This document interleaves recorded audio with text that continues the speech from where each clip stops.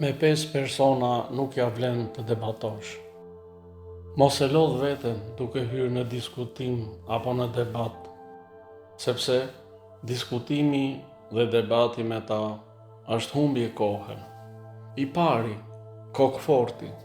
Ky person mendon se vetëm mendimi i tij është i saktë dhe mendimet e të tjerëve janë të gabuara. Atë nuk e bind as e vërteta, as nuk e udhëzon mendimi dhe as nuk pranon këshill. Këmbgulja e tij e ashpër në qëndrim shkatërron çdo lloj dialogu. Personi i dytë, ai që shtiret se di gjithçka.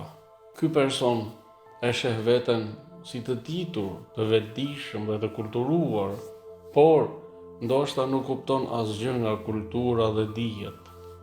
Nëse diskuton me të, ai përpiqet me çdo kusht të vërtetojë vetëm mendimin dhe dijen e vet. Personi i tretë, i zemëruari. Ky person e shndron çdo diskutim apo debat në një konflikt të vërtet personal. Personi i katërt, ai që të urren. Këtë person mund ta dallosh her pas here. Nëse thua të vërtetën, ai do ta nënvlerësojë. Nëse thua diçka të drejtë, ai do ta mohojë. Dhe personi i pestë, mendjemadhi. Ky person e sheh veten mbi të gjithë, nuk pranon as debat, as mendim të ndryshëm.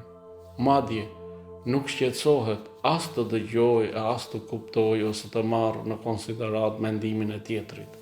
Prandaj, shmangeni këto 5 lloje njerëzish, sepse diskutimi apo debati me ta është i kotë.